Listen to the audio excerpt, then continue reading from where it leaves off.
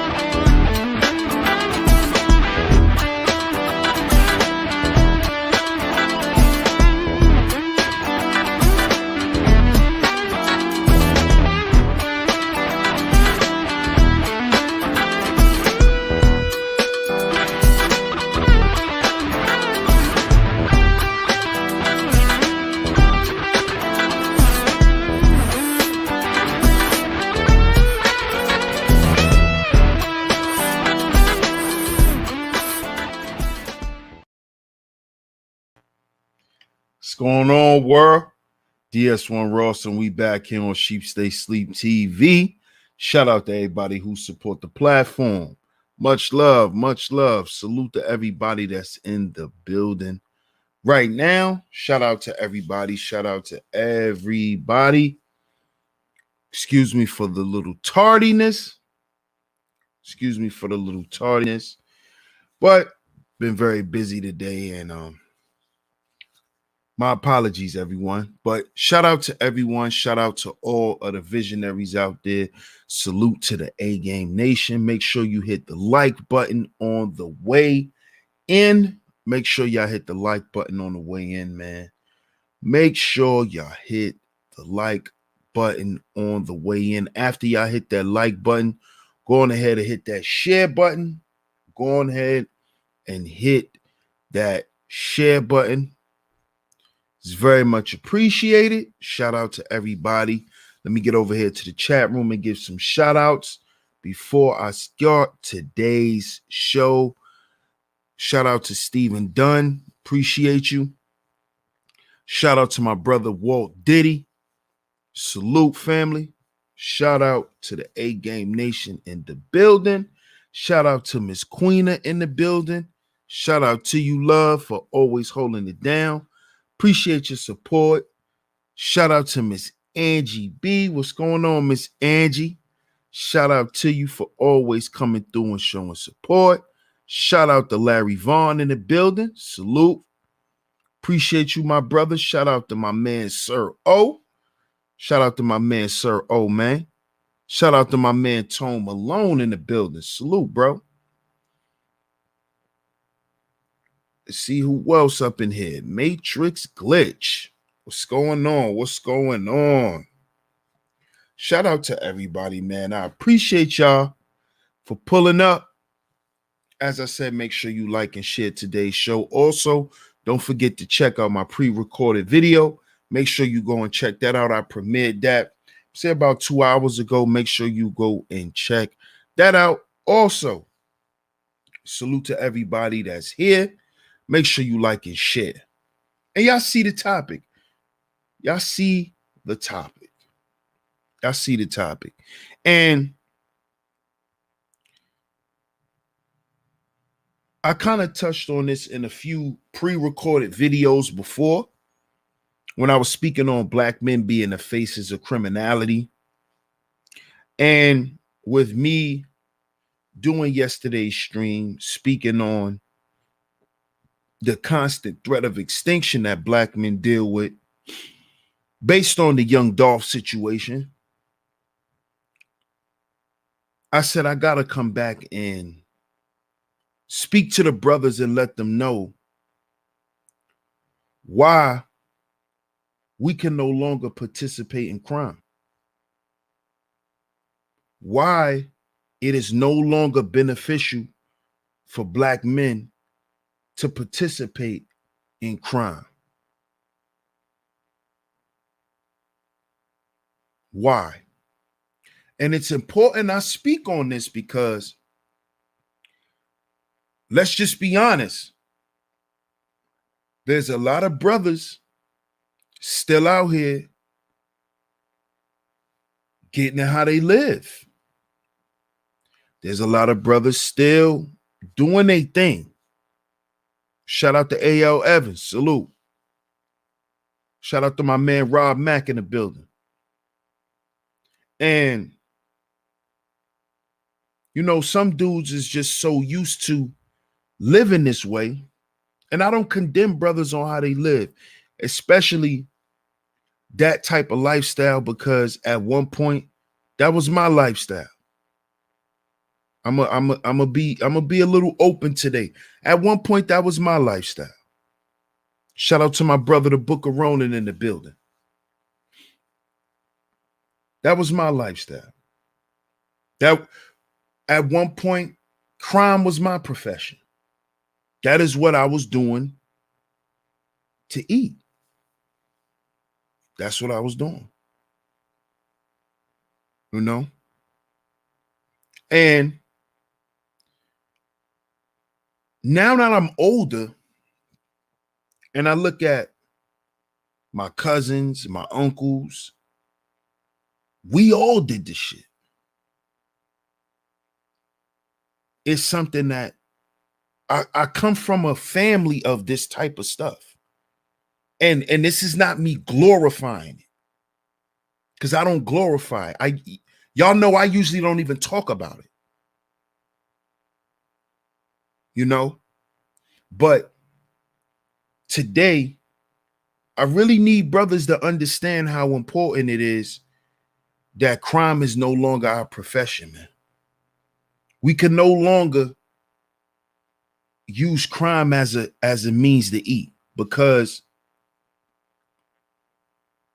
we have to look at the damage that was left because of it. And not just at that time, but over generations of it. See, because I know sometimes my uncles and my older cousins, they sit back and they be like, damn, my younger brothers did this. I did it. You know, my other cousins were doing it, you know. And it's like, it's a family thing. It's a generational curse for a lot of us brothers, where we think this is the way. And we grow up and we feel comfortable doing it because, like I said, if you come from a family of it, it's like normal. It's normal for you to adapt to it. It's normal for you to gravitate to it. Because I'm not going to sit here and say I grew up in a jacked up household, but I didn't grow up, you know, I didn't grow up a cupcake. I didn't grow up sheltered, and, you know, my parents were outside. My parents were active. They were known, you know, so certain things I was just used to. So it was easy for me to, you know, like Jay-Z said, it's easy. It was easy for us to adapt to crime. It was easy for us to do this. And me and my homeboys, we all went through this. We grew up together and we saw this stuff together. It was part of who we were. But we got to look at now, because now we all at a certain age where we could look back at the new generations of young dudes and be like, damn, they pretty much not doing too much any different from what we were doing. It's just the language is different and the consequences are different. The consequences are different. And see, we got to speak on this, and we're going to speak on this. But see, when you grow up in the hood, we all know what governs the hood. What governs the hood is the lost value system. That's what governs the hood.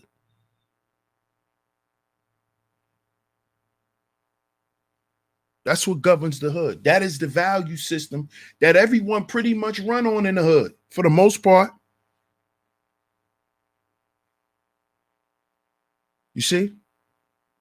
And in the lost value system, your profession can be crime, or most of the time it is crime. It's crime. And we commit crime because of what? Poverty, the persistent barriers to wealth that Black men deal with in those areas that we all dealt with. The fatherless homes. A lot of my homeboys, they didn't grow up with their dad.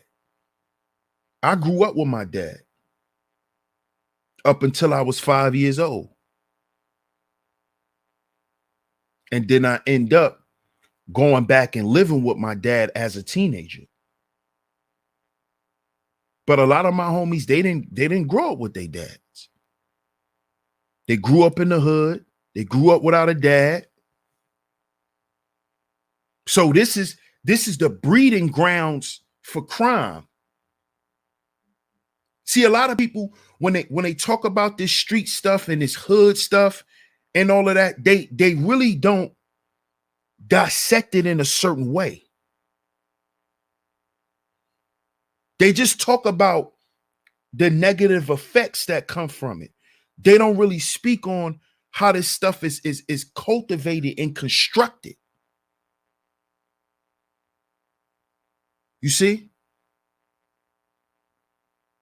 And this is how a lot of us Black men, we get caught up in this.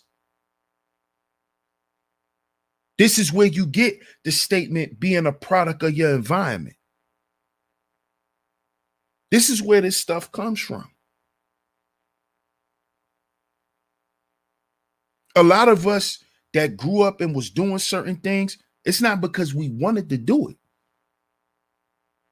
It's not because we wanted to do it. It's because a lot of us, for one, we saw that that was the way that we solved our issue. As I said, if you grew up in a family that participated in it, when you need money, the first thing you do is you go outside where you know where you could get money at. That's the first thing you're going to think about, because you're a product of your environment. You're a product of poverty. And then you come from a family where this is how they eat. This is how we eat.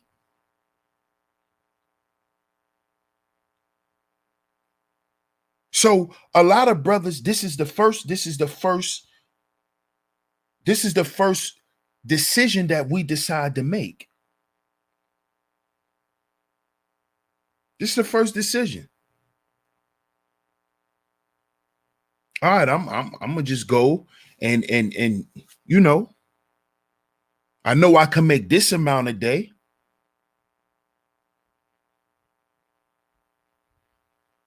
See, it's not so much of dudes just wanting to do this stuff.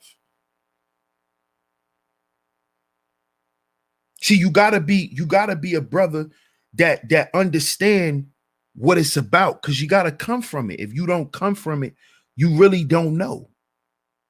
You really don't see now why the young dudes are doing what they doing now.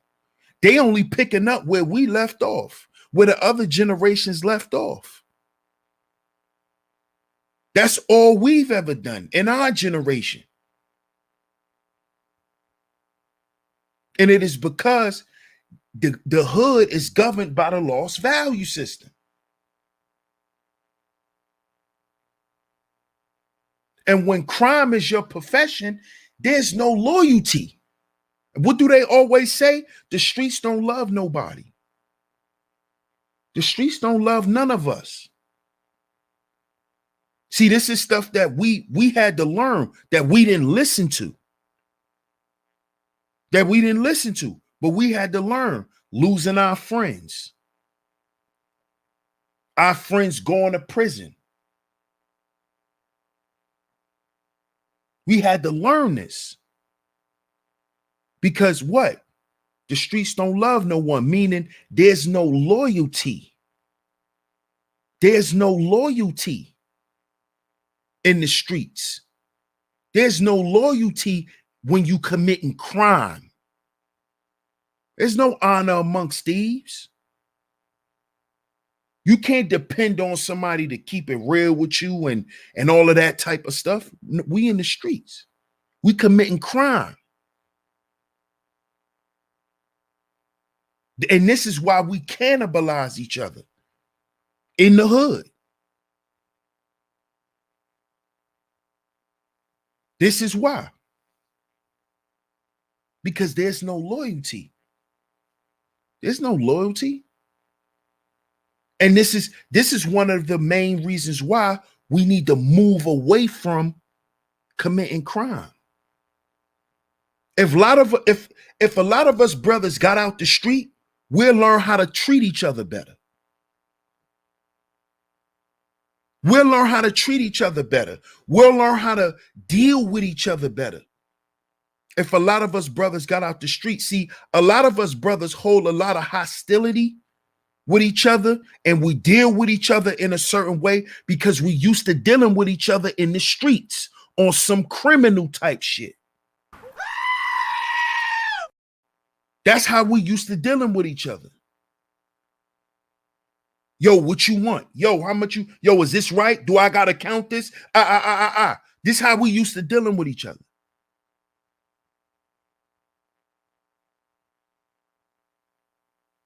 And if we don't ever leave the streets, fellas, we're never gonna leave that mentality. Because that mentality is going to carry over when you leave the streets.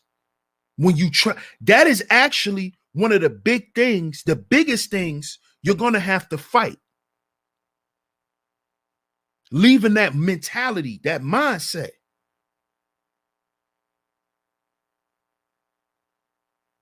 Leaving that mentality. It's a struggle, it's a journey.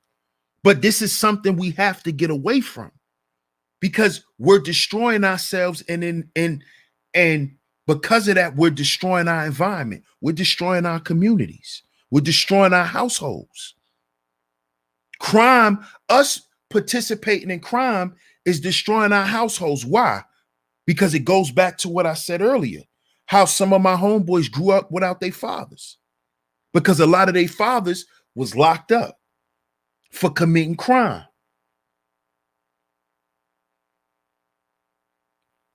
So we cannot continue the cycle of creating fatherless homes because we want to be out in the streets committing crime.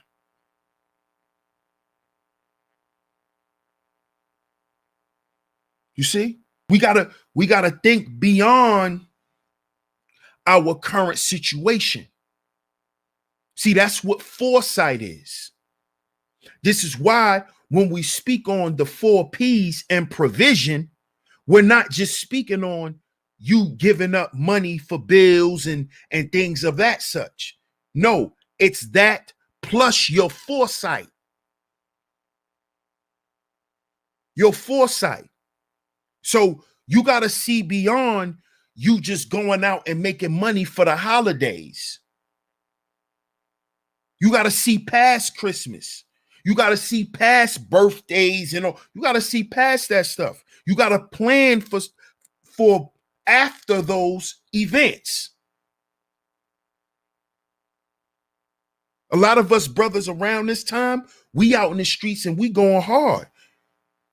Why? Because it's the holidays. Got to bring Christmas gifts, and I can't not have no Christmas gifts for my children. I understand that. I understand that, but we got to see past Christmas, fellas. Is Christmas gifts worth us being in jail for the next 10 Christmases? The next 5 Christmas? The next 20? 30? See, this is why I did the show. Fellas, we gotta remember that our presence supersedes the presents that we give. See, because a lot of us brothers, we get so caught up in giving this and giving the material things that we put our freedom on the line for this stuff. We put our freedom on the line for this stuff because we want to bring home. We want to bring home those Christmas gifts. We want to make sure our families are happy. So I'm gonna go out in the street and I'm gonna do what I gotta do. But we gotta stop that, fellas. Them days are over, man. Them days are over. Think about you not being there instead of just making sure you provide Barbie dolls and bikes and things of that such. Your presence outweighs those gifts, man. You are the gift first, black man, to your family. You are the gift first, not just the Christmas gifts. Those are great. But bro, you can't be out there doing that for that no more. How are you going to get away? How are you going to get away? The technology, you can't get away with it anymore. You have to think past you just being daddy that bring homes the gifts and things like that. No, daddy is the gift first. Because if daddy's not here, daddy can't bring nothing home. If daddy's not free, if daddy in prison because he outside trying to make money to buy some Christmas gifts, then what good is the goddamn Christmas gifts? Because daddy not there. Daddy not even going to bring home the Christmas gifts. See, we got to think about that, fellas. We got to think about this. That's what foresight is. You got to see past your current situation, man. And I know it's hard. A lot of us get anxiety from it. Even I do still. And I left the street stuff alone a long time ago. Years ago. And most of my friend has. Most of my homies have. Most of them. Not all of them. But even I tell my homies, I always told them, even the ones that still doing their thing, I always tell them, man, find something legal to do. It's 2021. It's too much ways to make money. You just got to put that same hustling spirit into something legal, man. Put it into something legal. Find something legal to do. And if you got to sit down with your family and let them know, listen, I know daddy, y'all used to daddy spending thousands for Christmas. Daddy ain't got it like that no more. Daddy don't do what he used to do. Y'all want daddy to be home, right? Y'all don't want daddy calling home collect, right? Y'all don't want to come and drive 3 to 5 hours to come see daddy behind a goddamn prison wall no more, right? So daddy can't spend $5,000 for Christmas. Dad got $1,500. Dad got $1,000. You know what I'm saying? This is what we have to do. We have to make that transition. We got to leave it alone. We have to leave it alone. If we want to stop the fatherless homes that we say creates the effeminate man, the effeminate son, because the dad is not there. A lot of times dad is not there because he in jail for committing crime. Because he out in the street getting it out the mud. Getting it how he live. We got to change the way we live, fellas. We got to change the way we live. We have to stop practicing the lost value system.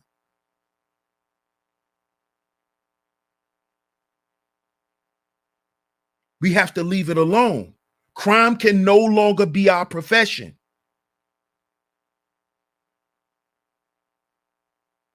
A lot of my homies right now that's in jail, their children are suffering. And I feel for their sons and their daughters. I feel for them. Because it's not like my homies are not providers. They really provided for their children. They really did. But they did it in a way that got them where they are. You see? And now you not being there outweighs them not having that Christmas that they used to having, not having the Easter that they used to having. You not being there supersedes that, brothers. You got to understand this. You have to. You have to. And you have to understand that crime, it keeps us uneducated.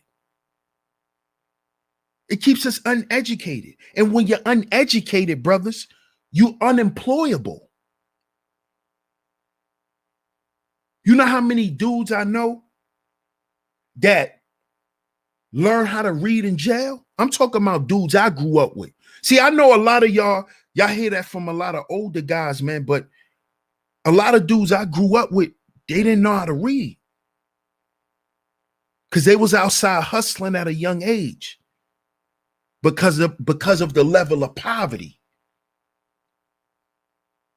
Because of the level of poverty, because of the drugs, because of the fathers not being around to have no SOS. There was no order in the house. The mother's on drugs. The mother's outside in the streets. This is how a lot of my homies grew up. And I'm outside with them. Because my mother outside, my father outside, doing what they doing, which is following the lost value system too. You see? I'm just grateful that my father taught me how to read. My father taught me how to read. My father taught me how to write. But a lot of my homies, they didn't have that.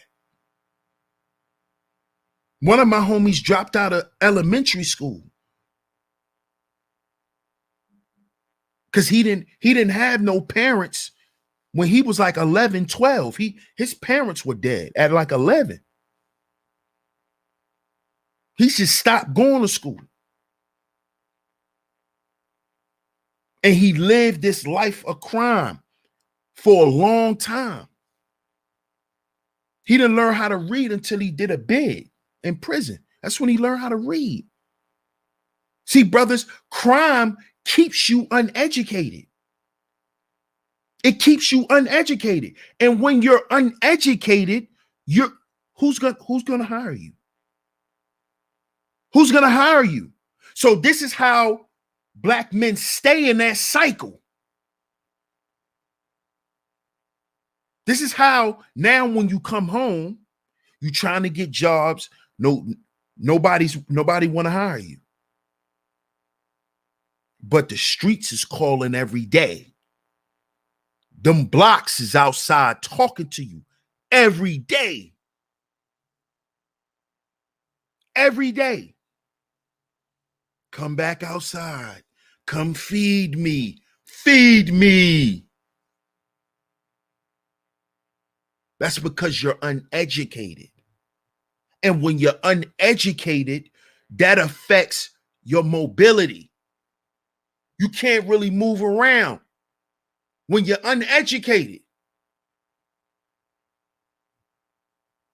So this is why a lot of us go right back to the streets,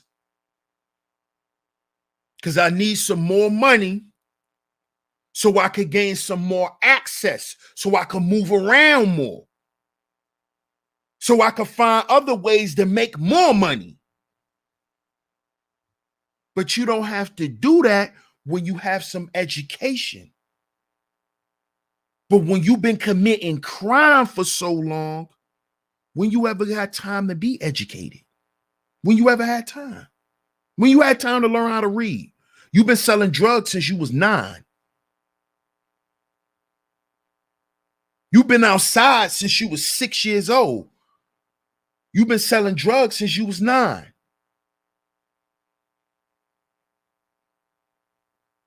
You've been in and out of juvenile detentions your whole life.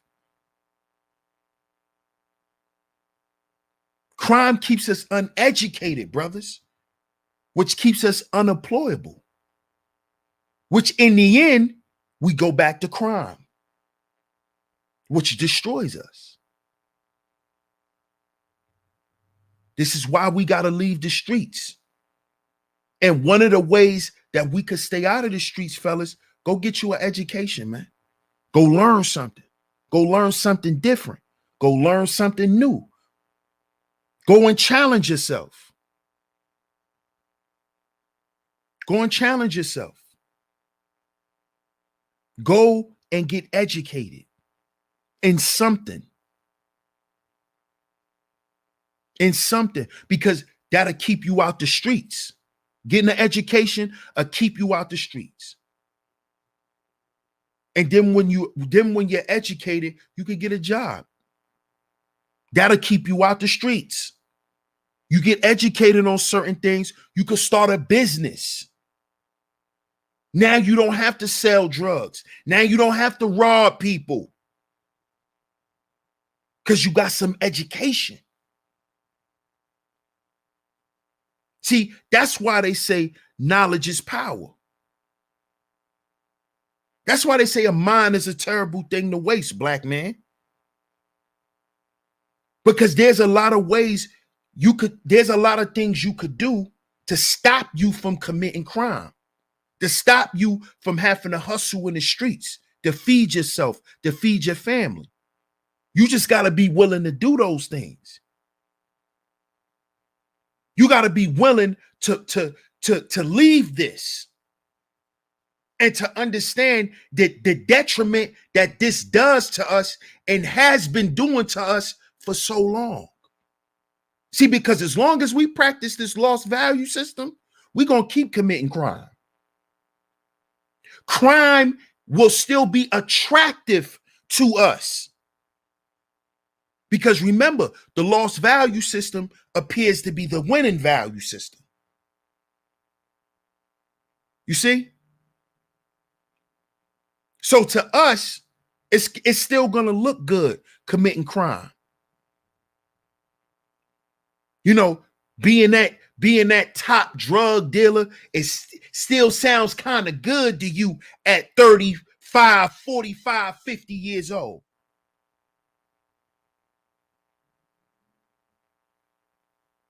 It's because of the lost value system. So education is a solution to us leaving the streets. Get educated in something, fellas.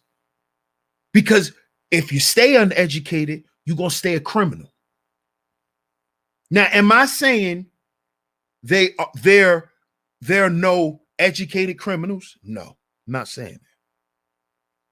But usually, when we're educated and we can use our education to make money, we don't really think about committing crime like that. We really don't think about the street stuff like that. Because it's like, for what? It's like, for what? And the majority of us, if we had these opportunities in our neighborhoods when we were young, a lot of us wouldn't have never sold drugs. A lot of us wouldn't have never done the things that we've done if we didn't have those persistent barriers to wealth, if we didn't have the fatherless homes, if we didn't have the poor educational support. We wouldn't have adapted to crime. You see? But now we know better, brothers. It's time for us to do better. And we got to show it. So even if we struggling for something good, because you got to stay out the streets. You got to stay out the streets. So sometimes you're not going to look like how you used to look. Because when you was getting that money, you was looking a certain way. You're gonna feel different about yourself because you detoxing from the streets, from crime. You're detoxing from a lifestyle that you used to live, that you know was destructive, that you know killed your friends, that you know killed your family, that you know actually hindered your process and your progress in life. See, let's stop sitting here pretending like crime didn't do that for us, because it has. It has. A lot of us don't realize our potential till we get out the streets. And for some of us, it'd be too late. Perfect example is young Dolph. I just spoke about him yesterday. Why do you think he started giving away shit? His last album that he dropped was called Rich Slave. He was a rich slave. He was talking about the lost value system. He was talking about the life of crime and how he realized a lot of that shit don't mean nothing. Because see, Dolph started realizing it's about your internal value first. It's not about what you can floss and show people. It's about who you are as a man first. It's about, are you a family man? Do you love your family? Do your family love you? Are you in a good bill of health? Do you do things with integrity? Do you give back? He started giving back. So it started changing his appearance. He was trying to leave the street element. He was trying to wash that street shit off of him. That's why he was giving back to schools and doing all of that stuff. He was just getting ready to do a Thanksgiving drive. That's why he was doing it.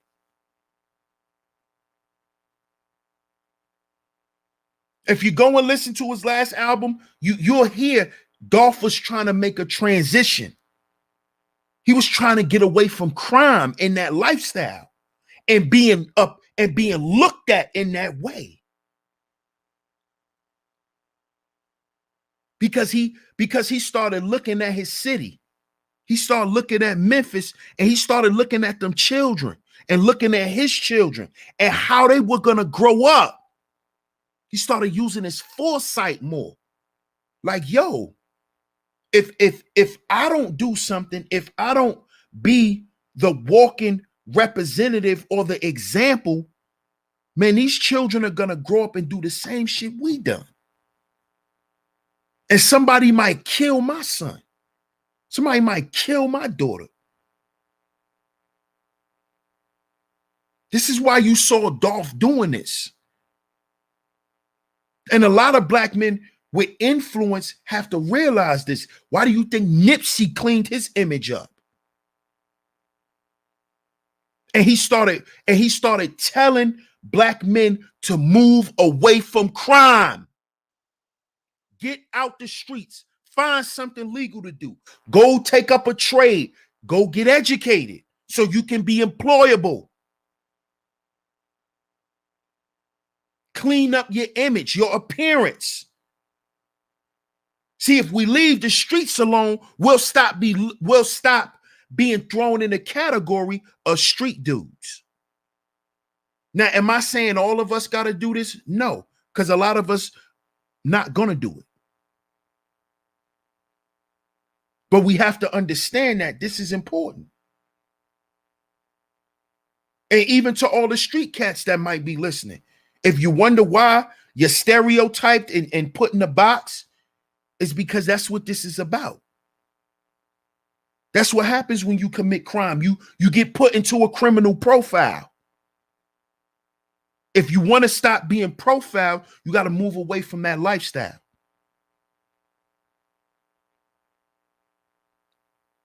You see, we have to stop we have to stop representing those labels that they're putting on us. And the way that we do that is through our lifestyle, through the way we do things, our ways and actions, the way we treat one another as Black men. A lot of us can't even talk to each other in a civil way. We have to talk to one another in a street way, in a forthcoming, aggressive, yo, what's up type of way, because that's how we used to interacting in the streets. We got to move away from this stuff, man. We got to move away from it, because it's destroying us generation after generation after generation. Because the next generation, they're going to take it and find a way to deal with it and flip it their own way, the same way we did it and the generations after. So crime destroys our appearance also. Not only does it keep us uneducated and unemployable, but it destroys our image. Hence, Black men are super predators. Oh, Black men are super predators. Black men are street cats. Black men are criminals. And why? Because we live a lifestyle that represents that. Oh, we got to get it out the mud. We chasing the bag. We doing this. See, all of those little statements that we throw out there, I know it's cool. We all use it. We use it for social media purposes and things like that. But what that tells other groups of men, that those are indicators that we still have a street mentality. And other groups of men don't want to do business like that. A lot of our own brothers, our clean cut brothers, they don't want to do business with that type of spirit, with that type of element around them. You see, they don't want to do business with that. Oh yeah, I get out the mud and I'm chasing a bag and all that type of shit. That real brothers that's doing business, they don't want to deal with that, because they're gonna look at, oh, this guy's still attached to the streets in some form or fashion. This guy won't let go of the street stuff. So he's not ready to do a certain level of business, because we not with that street stuff, that low level street stuff. So when it comes to politics and international business and all of that, a lot of Black men are still looked at as, we not ready for none of this type of stuff, because we still represent that street element. We still bringing that to the forefront. That is still being represented in our appearance, the street stuff. And when I say the street stuff, I'm not just talking about your clothes, because we all know everybody, dress a certain way now. So it's not just your clothes. It's really your lingo and how you process things. You see, that plays into how people look at us across the world, how other groups of men look at us, and if they should do business with American Black men, and what type of business. Because a lot of them look at us as just trying to do some street business, trying to get over on somebody. Just trying to find the next lick to just get over on. They look at us like that, and it's because of that street element that we won't remove. Shout out to Rob Mack. He said, thank you, DS1. Appreciate you, Rob Mack. Much love. You see? So, as I said before, it destroys our households and our families. It destroys our households and our families also. Which does what? It increases the incarceration rate of Black men,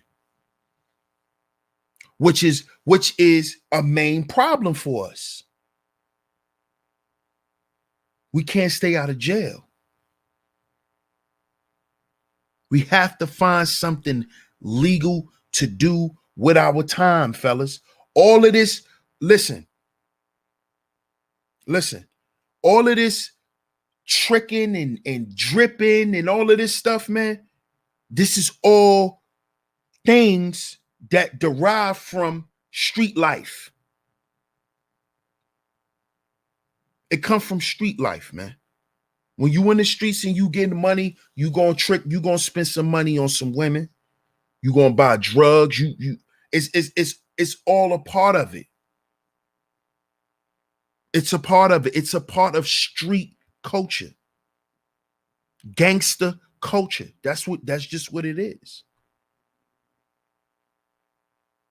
So you have to understand that the street gangster culture, that element, that is all represented by the lost value system, which is the American value system.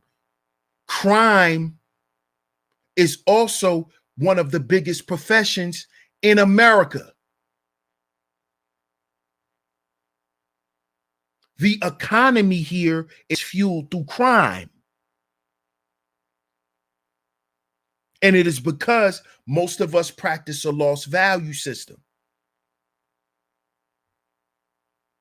You see? See, a lot of us don't understand that. This is why we become the faces of criminality. Hence the thumbnail, which is Nino Brown. Nino Brown, which we know was Wesley Snipes in the movie New Jack City, he represented who? Do y'all know? Y'all put it in the chat room. I'm going to see if y'all know. Shout out to everybody in the chat too. Make sure y'all like and share the show.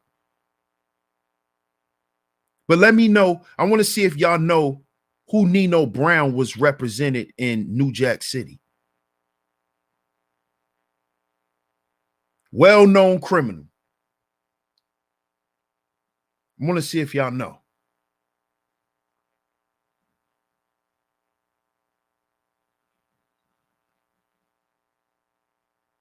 Yeah, Nino. But Nino represented somebody in real life.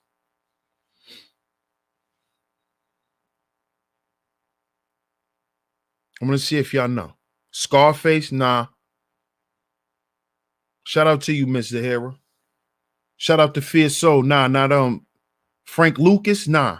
You close though, Miss Angie. Not Frank Lucas. Al Capone, no. Supreme, nah. It was Nicky Barnes, y'all. Nicky Barnes. Nicky Barnes.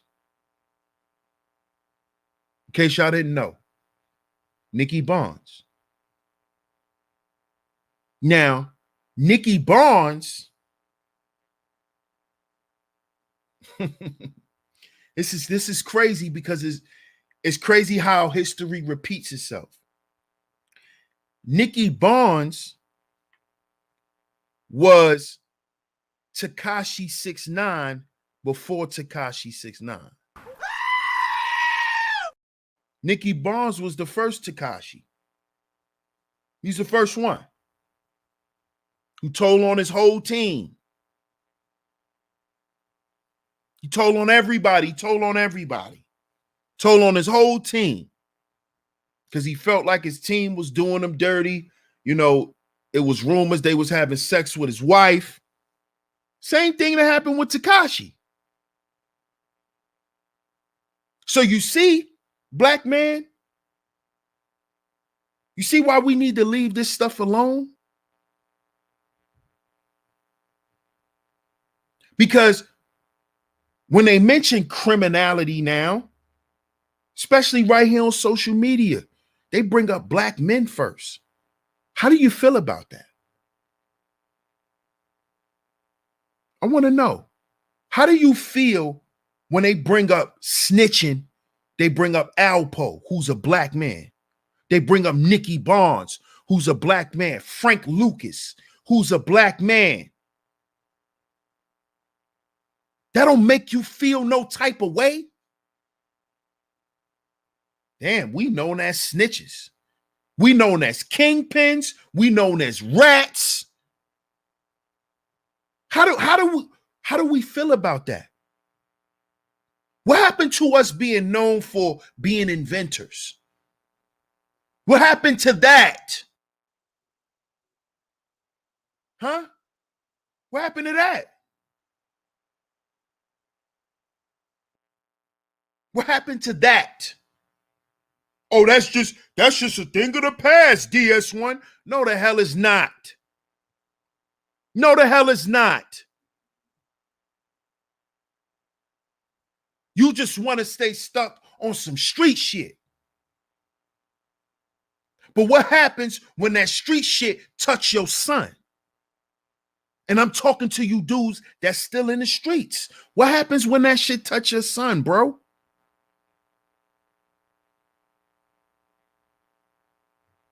What happens then? What happens then? What happens when that street shit touch your daughter? What happens when your son tell you, Dad, I'm getting it out the mud like you? Huh? What happens then? You can't just say, oh, nah, my son ain't going to be doing that. You know, how you figure that? How you figure that? What's going to stop him? What's going to stop him? You still in the streets? You still running around in the street? What is going to influence him not to do it? What is going to influence him not to do it? Huh? He want to be fly? He want to have girls? Huh? What's going to tell him, nah, I don't want to do that? If you're not the influence, black man. Huh? And you know the influence for him to go out there is going to be much higher if your ass in prison. He really going to want to be out there. And he at a certain age. What is mother going to tell him? What is mother going to tell him? He's 6'3". His mother 5'4". What's she going to tell him? You in jail for doing the same shit your son want to do now. What you going to say? What you going to say, bro? Huh? When you hearing your son out there getting locked up, what you going to tell him from behind those gates? Don't be like me. Why shouldn't he want to be like you? You was dad. Why shouldn't he want to be like you? Think about that. See? Yeah. That don't feel too good. Do it. Yeah. I know it shouldn't. I know it hurt. It should. Because he should want to be like you. Because you his father. He should want to be like you. But you ain't shit. See? See? And it's hurting you Because you know your son want to be just like you. Because he's supposed to be. It's in his nature to want to be like his dad. That's why it's time for us to get out the streets. That's why it's time for us to get out the streets. Because they just want to be like us, brothers. They just want to be like us. That's all. He just want to be like his dad. He just want to be like his big brother. He's supposed to want to be. But what you want to be? What are you going to represent to him? What are we going to represent to the men that want to be like us, that's listening to us? What we going to be? See, these are the things I started thinking about. That's what made me leave the street shit alone. Because I don't want my sons to even think about a goddamn package unless it's from Amazon. Unless it's from Amazon and he going to the door. Dad, we got a package. That's the only goddamn packages I want my son thinking about. My sons ain't gonna never think about that. They don't even think about it. They're so far removed from that. And that's because I made a conscious decision to not show them that shit. This is a no-no. Jail is not an option for you, son. Not in my house. Crime is not an option for you, son. Not in here. But guess who it gotta be an option? It can't be an option for you. You can't tell your son you can't be out here committing crime when he eating because you committing crime. The food he put in his mouth come from you committing crime. We got to lead by example. And I know it's hard for a lot of us. I know. I'm telling you the anxiety you get from this shit. The anxiety, like, I could just make a quick. And then you think about making that quick when you see DEA agents has rushed into, and that's when you go up. I'm glad I ain't try to make that quick. They just set up a RICO case for what? I'm glad I ain't think about doing that. Black man, we got to leave the streets alone. There's no more wins. There's no, I'ma get in, I'ma get out, I'ma make this. I got a quota, bro. I'ma make this number. And no. Because soon as you make that number, the judge got a number for you. The judge got a number for you. The judge got a number for you. And then the judge gonna have a number for your son. Or the morgue might have a number for your son. Because you're not there. Because you trying to make that number. Sit your ass down and focus on something legal.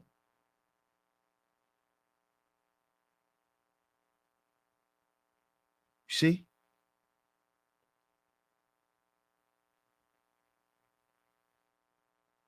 We can't just say we want to be there for our children. We got to show them. We got to show them we want to be there. And the first thing we can't do is we can't put ourselves in positions where we're not going to be there.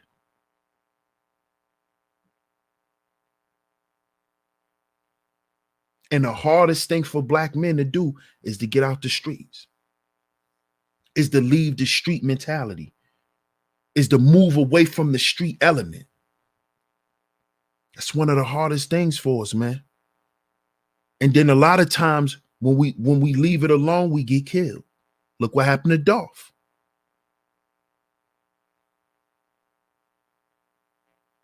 Look what happened. When you leave the streets alone, when you trying to move away from that stuff. King Von was the same way. When he got signed, he took his advance and was buying bikes for all the kids back in his neighborhood, giving away money. Just giving it away. Because he about family. He was giving away money because, yo, y'all don't gotta hustle. Yo, y'all go to the studio. Y'all all got money. Go make music. So nobody in the streets. That's what he was trying to do. He was trying to pay his homies to stay out the streets.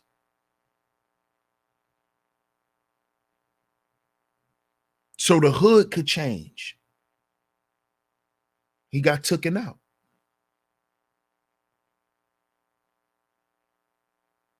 This is why, fellas, we have to make that mass exodus out the streets. Black men, we got to do it. And I know a lot of us might be casualties to this stuff because a lot of us are in too deep. But it's something that even if we got to die trying, get out the streets or die trying. Let's do that. Let's try that, black men. Let's get out the streets or die trying. Shout out to Panda Berries. She said, I hope those that need to hear this message listen intently. Appreciate you, Panda. Much love to you. Let's try that, fellas. Let's get out the streets or die trying, man. Because the get rich or die trying thing, that's cool. I know it may motivate you to go and get some money. But get rich or die trying, that denotes you willing to do anything. That denotes criminality. That we got to move away from that shit. We got to move away from that. We got to move away from it. You see 50 moved away from that mentality, moved away from it. And now he's putting out series and movies to show you why he think the way he thought, how he grew up, where he come from. He's showing you why he was a criminal, what made him come up with the mindset to operate on of get rich or die trying. Now he's showing you in things like Power and Canaan and all of these other stories. Because 50 no longer in the streets. And through these programs, he's actually trying to educate black men. To let them know you ain't got to do this, man. If you got a story, why not make a movie about it? Get out the streets, brothers. Find something legal to do with your time. Or else the hoods, see, the hood gonna always be the hood, man. But we have to stop contributing to the destruction. See? We have to stop contributing to it. Stop adding to it. Because then we can't complain about something that's there, that we put there, that we allowed to stay there, that we didn't even attempt to remove. See, because this street shit, this street lifestyle, and all of this stuff, we could get rid of this shit, black men, because we didn't create it. It comes from the lost value system. We didn't create it. So we can move away from this. We can move away from this. We can make the mass exodus out of the streets. We can. It's too many goddamn apps on a cell phone to make money. It's too much stuff we could do. We could do it, fellas. But we got to get out the streets, man. We got to move away from crime. I appreciate y'all for tuning into today's show. Make sure you like and share the show. I appreciate all the super chats. If you hit the Cash App, I appreciate all the love and the support. Like I said, make sure y'all hit the like button. Make sure y'all share today's show. I appreciate y'all for tuning in. Shout out to all of the visionaries for coming through and holding it down as always. Much love to the A-Game Nation. I'm your host, DS1 Ross of Sheep Stay Sleep TV. And make sure you like, share, and subscribe. And hit that notification bell so you're notified every time I drop some new content right here on Sheep Stay Sleep TV. And I'm going to catch y'all on the next one. Peace.